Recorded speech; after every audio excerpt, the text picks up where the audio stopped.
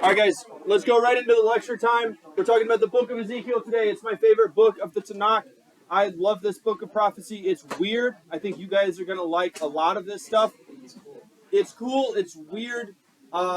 It's inappropriate. So we're going to look at that. I'm just telling you, this is every time that I show an adult this Bible passage and I say, I stand in a room and I read this with a whole bunch of 14-year-olds. They are shocked that I do this. So we're going to read today. I think I shall read it.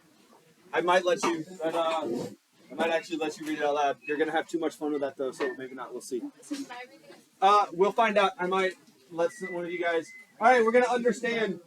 You know what? Here's what you could do, is once I read it and you guys know about it, you can go explain it to your parents during Thanksgiving break and read it out loud to them. Yeah. I don't think so. I think my parents. It's in the Bible.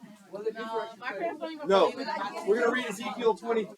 All right, so before I get into my lecture, one of the things that I've noticed, you guys are really good at using your notes in the lecture, in your work, but there's a few things that I want you to think of. Every time you do these writing assignments and you go back over things, I want you to ask yourself this question, is,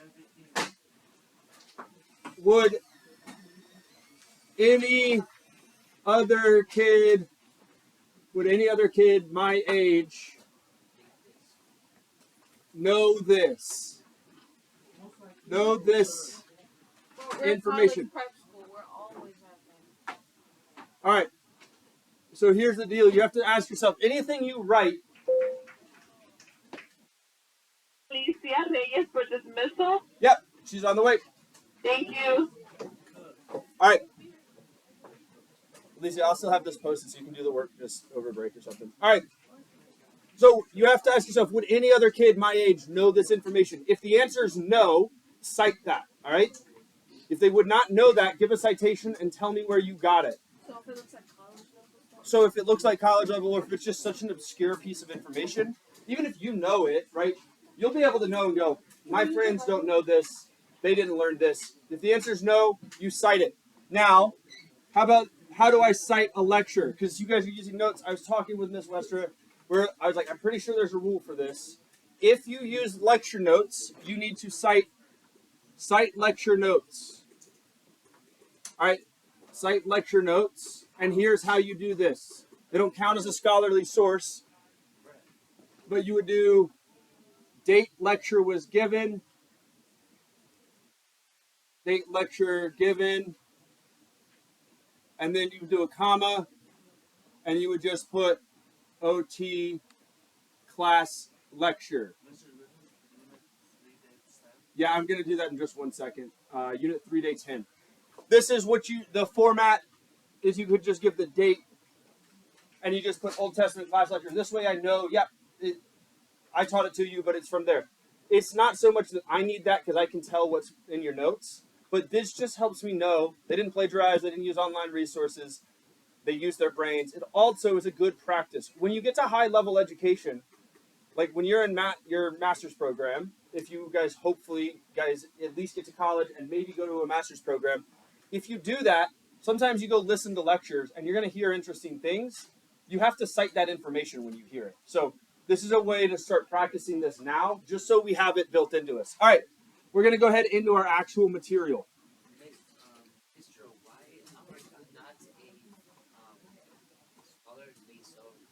Because even though I am intelligent and knowledgeable about this stuff, I want you guys to go beyond me. So I'm just not counting me as like pure scholarship. Some of this stuff could blend into expertise. I'm too much of a generalist to count as that. But that's a question we'll ask later. All right. Unit 3, day 10. Look, my handwriting has improved, which means... Gosh, we're so proud of you. Yeah, thank you. All right, which means pretty soon my handwriting is going to be real trash. All right, Unit 3, day 10, 1121. 1121. We're discussing... What? We're discussing a few things today. We're going to look at a few chapters that I think typify they are the perfect examples of what this book is. But this book has so much more than just this stuff. We're going to look at Ezekiel 1 and 2. These are kind of our priorities. Then we're going to read the book we read, or chapter we read will be chapter 23. That is the one that you're not supposed to read in front of your family, and you're not supposed to show to 14-year-olds. Yeah, so why are you showing it to us? Because it's awesome. And you guys, we're gonna have so much fun. We're gonna have so much fun with this passage today. It is also genuinely, this is my favorite book. It's one of my favorite chapters because it does a lot. And we'll go ahead and get started on the lecture. Ezekiel shows personality of the authors and prophets. The authors and prophets. We get to see so much of this guy's personality. I would argue that he's one of the funniest Bible writers because of 23, because of other things. He's clearly a funny weirdo, all right? He's clearly deeply entrenched in the history of his people and the culture of his people. He's a very intelligent guy. He has a lot of puns and clever information. He's really good at just wordplay in general. I could talk about this book for hours. It's just so awesome. But what we're going to get into first, we're going to start with Ezekiel's vision. I want to give the background quickly of who Ezekiel is. All right, Ezekiel, the guy. Ezekiel is a priest in first wave of Babylonian exile.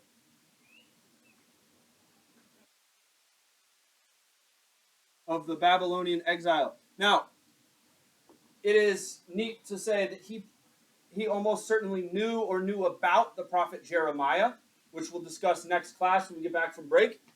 It's possible that he was prophesying and working at the same time as 2nd Isaiah. So we have some overlap. There's some of our minor prophets we're going to discuss right at the end of this unit that had some overlap with Ezekiel as well. But he witnesses the first and beginning of the Babylonian exile. So it's a pretty valuable source of information and history. It's also that we get that this guy's a priest, so he really, really cares. The thing that he cares a lot about is temple idolatry,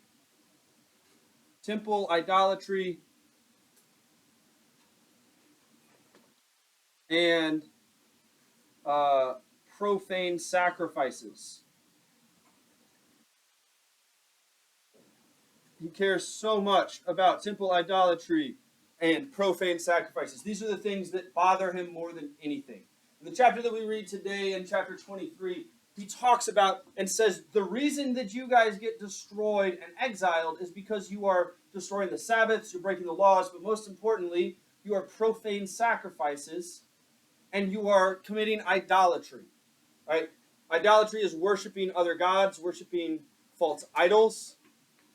And he likens this to adultery or sex outside of marriage, right? He says, when you do this, you are being an unfaithful bride. Because the prophets, especially the major prophets, these big guys that we've discussed, Isaiah, Jeremiah, Ezekiel, these are our major prophets. That just means they wrote the most. They talk about Israel as God's bride. This is a common running theme. Israel as God's bride. Now, we're going to see that this is kind of this major sticking point for the prophets. Prophet Hosea, which some of you guys will read in a couple of weeks when we get back from break. Some of y'all will read him. In order to live out and to show and model what Israel is doing, he goes and marries a prostitute, and she keeps cheating on him and committing prostitution and then coming back, and Hosea's the living symbol of this. So we get some of this stuff with Ezekiel. Ezekiel, like the other prophets, is going to act out the events of the exile. He's going to act out Israel's history. All right, so we're going to get two major ways that he commits, where's the remote? Oh. All right, we get two major ways that Ezekiel is going to talk about things, all right, or tell us things. Give us information. The first is going to be visions, all right? Visions is our first thing. I need to keep this up, so I have to erase all this stuff. Just the top. Just the top. All right. I'm going to erase this. Visions.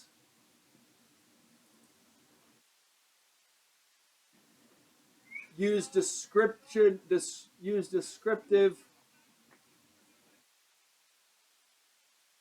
imagery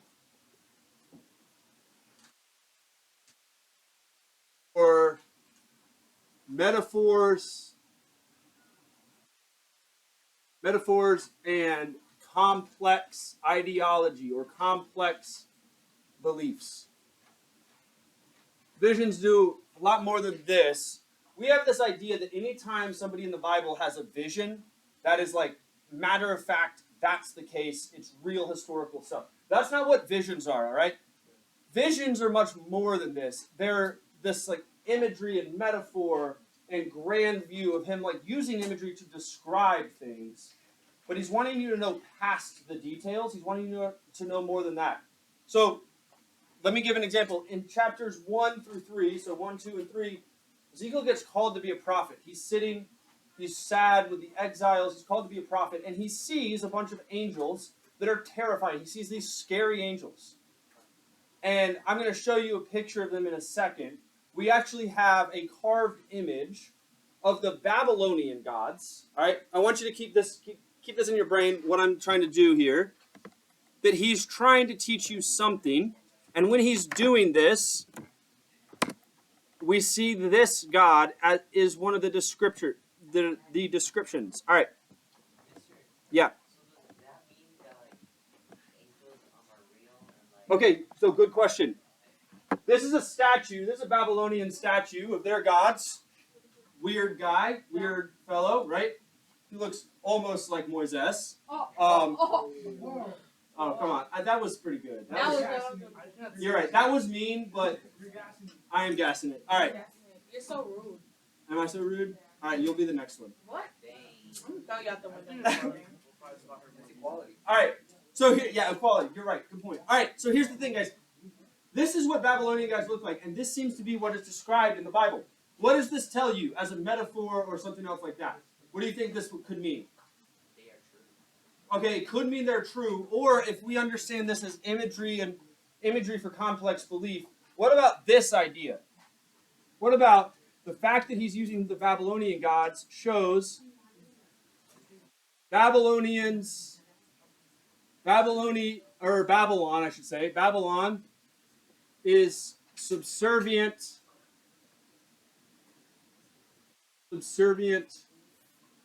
to Yahweh, subservient to God, sent to enact judgment.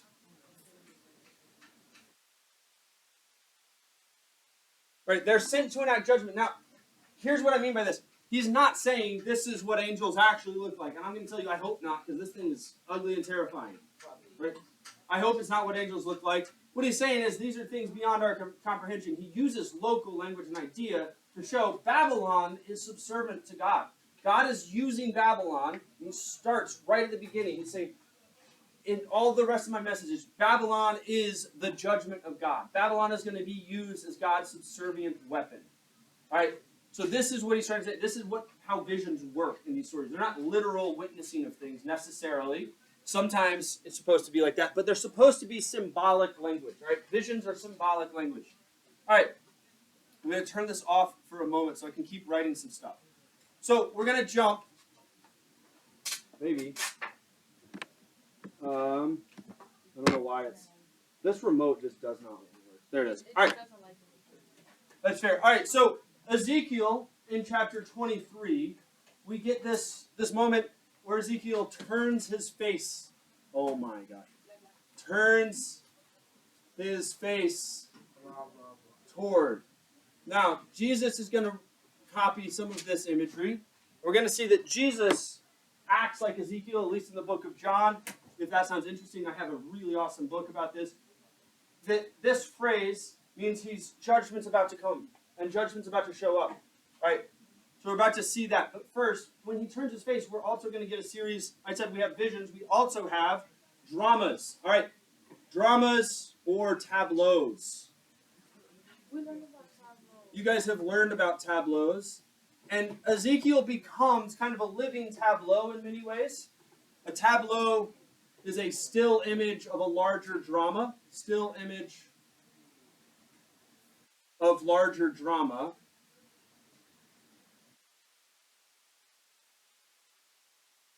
Ezekiel is going to be like this. This is why I call Ezekiel the drama queen prophet. I like to refer to him as just absolute drama queen.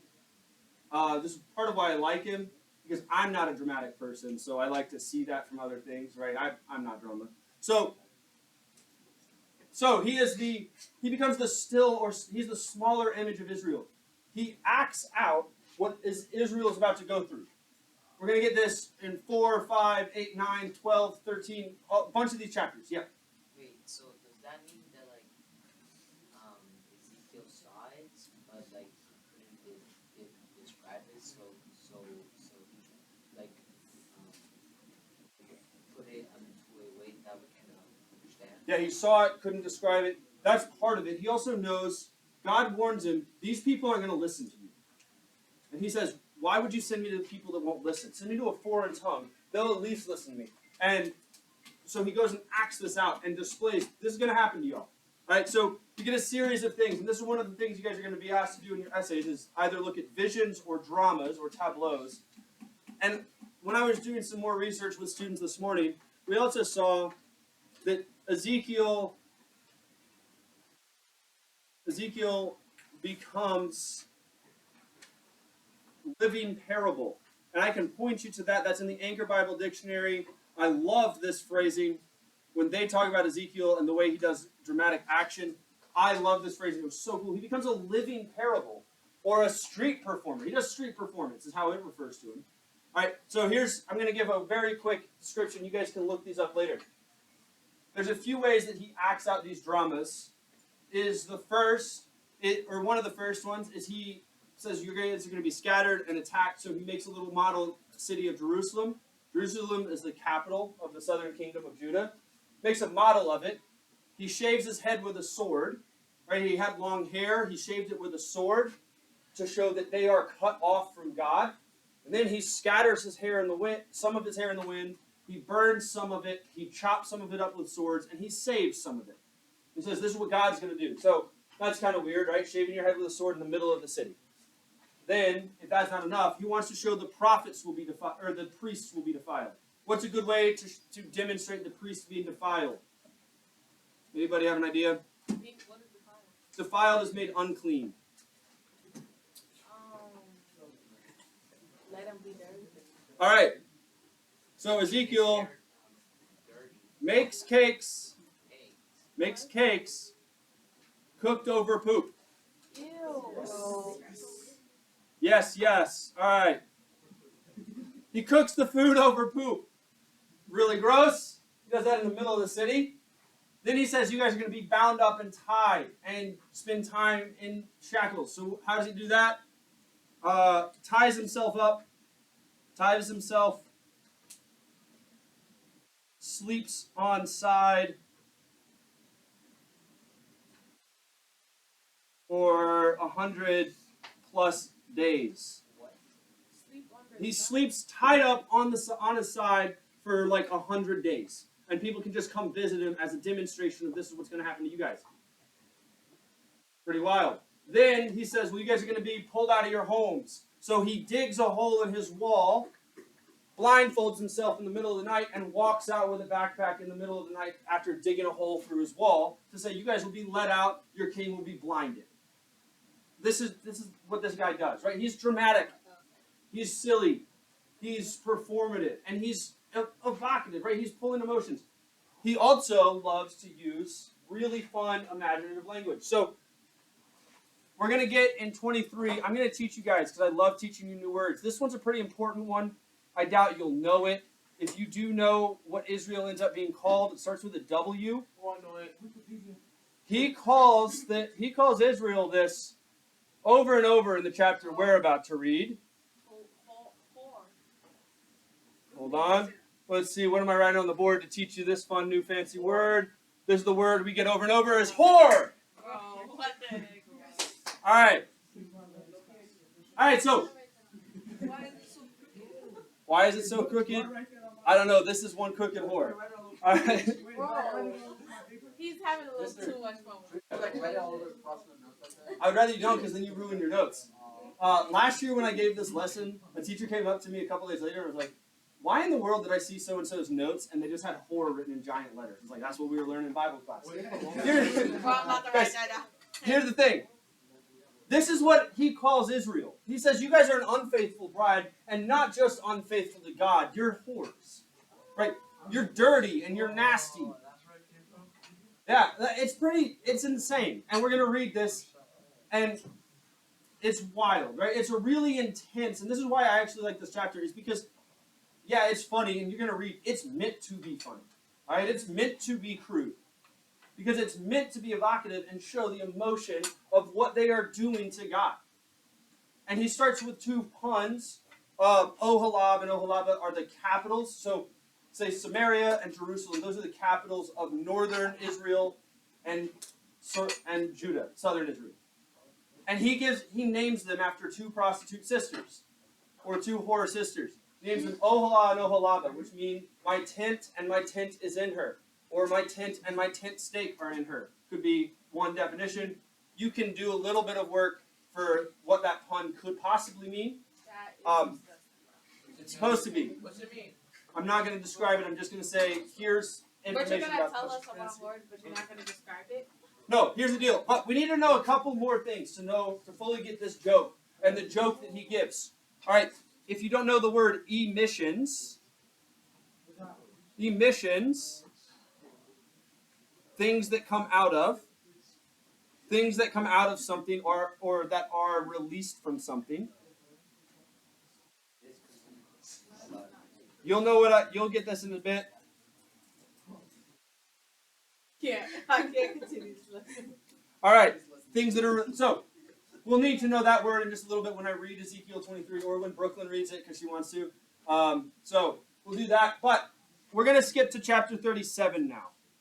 This is where we get some really good connection with Isaiah. Chapter 37 is the book turns hopeful. Book turns hopeful. It's no longer just about horrors and judgment. It becomes about hope. Hopeful vision of future restoration. Please. Restoration of Israel. He sees this vision where God says, I'm going to restore Israel. And then we get 8 of, honestly, some of the most boring chapters in the Bible, but also, arguably, some of the most beautiful. Chapters 40 through 48 are where God describes rebuilding the temple and what the future of Israel will look like. And it's math and it's descriptions and it's totally opposite of the rest of Ezekiel. But it's to say, Israel will be restored. So we see this, book turns hopeful, and we see a vision of future restoration of Israel. It's called the Valley of Dry Bones. Some of you guys will have heard this. This is one of my favorite stories. I love this vision so much. The Valley of the Dry Bones. It's absolutely worth reading when we get to our work time later to read this one. All right? It's worth to read the chapter 4 and 5 where he eats the poop cakes, and then to read chapter 37. And we're going to read chapter 23 now. So, go ahead. We're going to stand up and read chapter 23. I'm going to find a good copy of this, and then we'll go to work time.